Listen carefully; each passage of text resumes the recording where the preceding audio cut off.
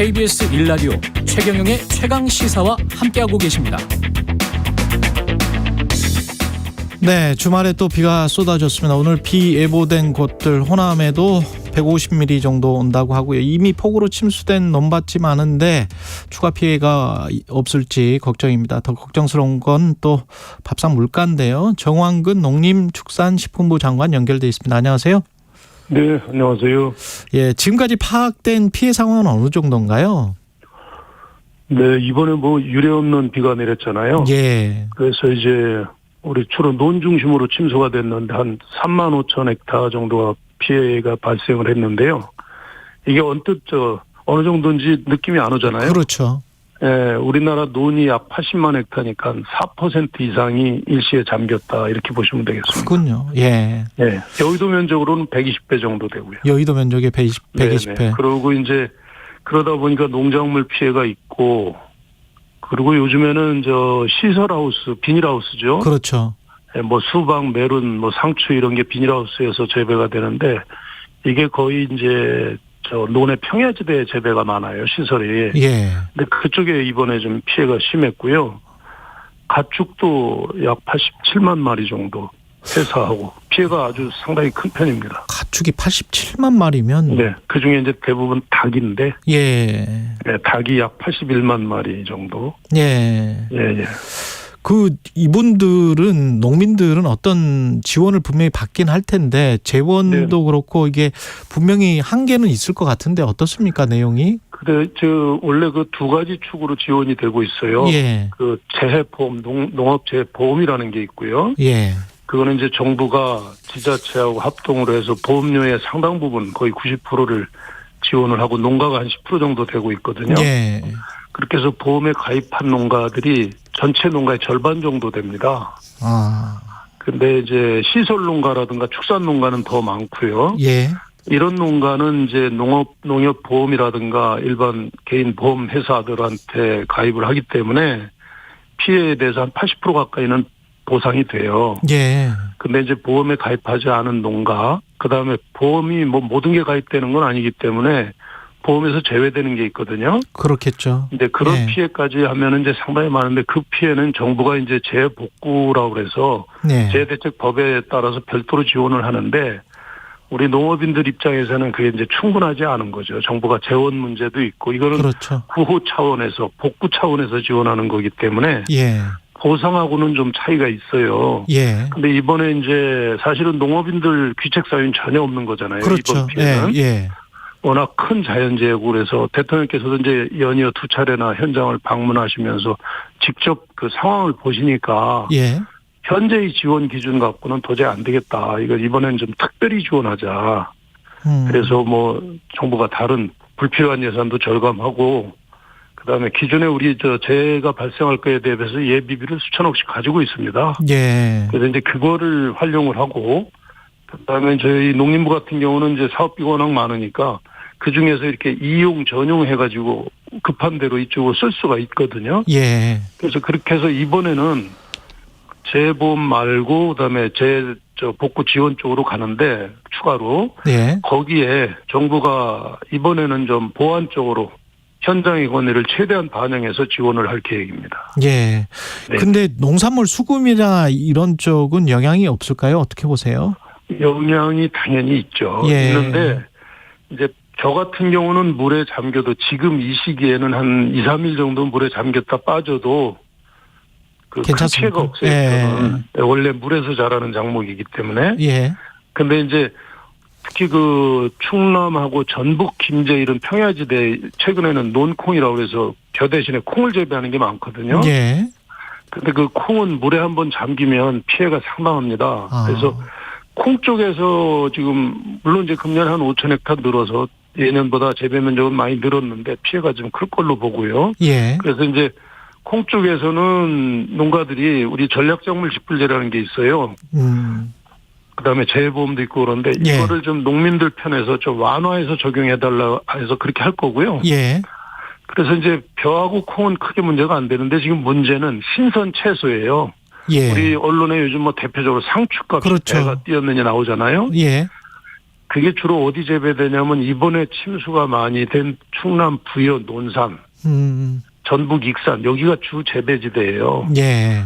거기가 지금 비닐하우스가 물에 잠기면서 상추 같은 건 물에 잠기면 그냥 예. 100% 피해입니다. 예. 그 멜론도 그렇고 수박도 그렇고 그래서 이제 그런 게 주로 피해가 입어서 그거는 뭐 일정 기간은 어차피 우리가 감내를 할 수밖에 없어요. 이제 다른 작목으로 소비를 이렇게 촉진하고 그 다음에 이 기간을 최소화하기 위해서 빨리 대파를 하고 막 이런 지원을 하게 되고요. 예. 그 다음에 이제 그 지역이 아닌 다른 지역에서 상추 같은 게 나거든요. 예. 그래서 이거를 이제 일시에 좀 출하를 유도하기 위해서 여러 가지 출하량 늘리는 쪽으로 정부가 지원을 하게 됩니다. 예. 네네. 그렇게 해서 어쨌든 최근에 사실은 농축산물 자체 물가는 상당히 낮은 상황을 유지했거든요. 예. 가공식품이나 뭐 이런 쪽은 비쌌지만 농축산물은 안정적이었는데 이번 비 때문에 일부 영향은 불가피합니다. 근데 어쨌든 정부가 여러 가지 대안을 지금 강구를 하고 있으니까요. 또 국민들께서 너무 또 걱정 안 하셔도 됩니다.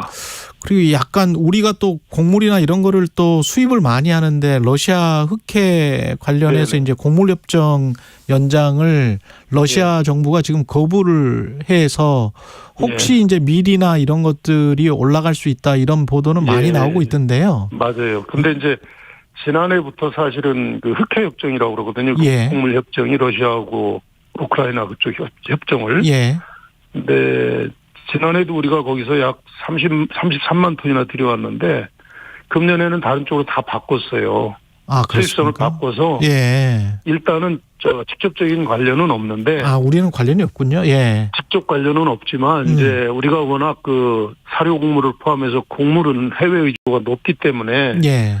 이게 흑해 쪽에서 문제가 생기면 우리는 직접 수입은 안 하지만 결과적으로 간접적인 영향은 받게 돼요. 그것 때문에 인플레이션이 조금 가속화된다든지 그럴 수도 있는데 있습니까? 일단은 우리가 6개월치는 확보를 하고 있어요. 예. 네, 그래서 영향은 크지 않을 걸로 봅니다. 그리고 다른 나라들 작황이 대체적으로 예. 밀은 상당히 양호하답니다. 그래서 이렇게 크게 상승할 것 같지는 않아요.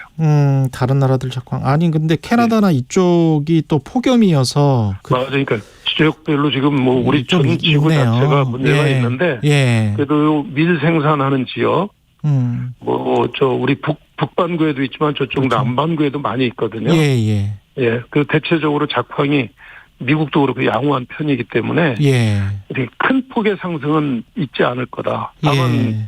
분명히 이제 상당히 우려가 되기 때문에 정부가 또 기업하고 이렇게 협력을 해서 다양한 그 수입선 다변화 노력을 하고 있습니다. 그리고 지금 월급 빼고 다 오른다는 뭐 소비자들 푸념입니다마는 네. 우유 가격이 1리터에 3,000원이 넘을 거라는 관측이 나오는데 이거는 왜 그렇습니까? 네, 사실 우유는 우리 이제 낙농가들이 젖소에서 생산하잖아요. 예. 근데 젖소의 생산비를 차지하는 대부분의 생산비 요인이 뭐냐면 사료값이에요. 아, 그렇군요. 근데 사료는 뭐로 만드냐면은 곡물로 만드는데. 그렇죠. 예. 지난해 전 세계적으로 곡물가가 거의 배 가까이 올라갔잖아요. 예. 그러면서 사료 가격이 많이 올랐어요. 국내 사료도 한 30% 올랐는데 그러다 보니까 우리 생산비에 지금 반영되게 약 14% 정도 기반영이 돼야 되는데 아직 가격을 못 올리고 있어요. 근데 이제 미국 같은 경우는 지난해 우유값이 55%나 올랐어요. EU도 37%가 오르고. 예. 근데 우리나라는 이 가격 체계가 바로 매기는 게 아니고 통계청에서 전년도 생산비 상승분을 5월에 발표를 합니다. 다음 연도 5월에. 예. 그러니까 금년 5월에 발표를 했죠. 예. 그러면 이걸 가지고 이제 유업체하고 수요자인 유업체하고 생산자인 낙농가들하고 가격 협상을 하는 체계를 가지고 있어요. 그렇군요. 그러니까 예. 농가 입장에서는 이미 작년부터 생산비가 올라가서 사료 가격이 올라가서 고통을 많이 겪고 있거든요. 예. 그러니까 1년 이상 농가가 감내한 거거든요, 사실은. 그렇죠. 올라가는 추세에서는. 예. 근데 원래대로 말하면 이 14% 가까이가 반영이 되는 게 맞는데 지연이 된 거군요, 이게 지금. 지연이 됐고 예. 여러 가지 이제 우리 우유 가격이 세계적으로 높은 편이에요. 우리가 뭐 농산물도 높잖아요. 국토가 좁으니까. 예. 그러다 보니까 소비자들 입장에서는 왜 우유 가격이 이렇게 높냐 이래서 낙농가들도 이 14%를 다 반영하는 건 원하진 않아요. 그래서 그중에 일정 부분은 자기들도 감내를 하는데 저희들이 봐도 일정 부분 이거는 인상은 불가피합니다. 불가피한데 예. 다만 이게 이제 우유 가격이 올라가면은 우리가 먹는 흰우유, 음용유라고 그러죠. 예. 이거는 100% 우리 젖소에서 나온 그대로 우유로 만들잖아요. 그대로 가고. 그러니까 가격 요인, 인상 요인이 있는 거고. 예. 그다음에 이제 뭐 아이스크림 같은 거에 한 60%가 우유로 만들어지니까 거기도 인상 요인이 있어요. 생크림 뭐 빵 뭐 이런 것들. 그렇지. 근데 예. 빵하고 쿠키 이런 거는 우유가 들어가는 게 1%에서 뭐 많아야 5%이기 때문에 아, 그렇군요. 예. 사실은 가격이 영향이 거기까지 미칠 수는 없는 거고요. 그다음에 이제 낙농가들한테도 저희가 적정 가격 인상을 하도록 이렇게 촉구를 하고 있고 예. 유업체에다 사실은 소비자들이 지금 어려운 상황이기 때문에 우리가 좀 고통을 서로 좀 나누자. 예. 이렇게 좀 강력하게 요청을 하고 있어요. 그래서 예. 아마 오늘부터 다시 이제 우유 가격 협상이 시작돼서 이번 주에 뭐 아마 끝날 것 같긴 한데요.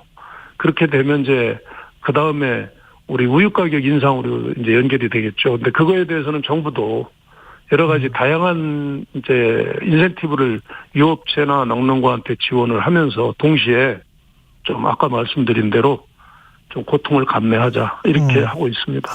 지금 한 1분밖에 안 남았는데요. 이번 폭우로 피해 입은 농축산 농가 그리고 소비자들 같은 경우는 이제 밥상 물가 상승으로 약간 불안해하는데 함께 좀 말씀을 해주십시오. 네. 네. 이번에 정말 이게 예상할 수 없는 이런 집중호우 때문에 우리 국민들께서 너무 고통을 당하셨거든요.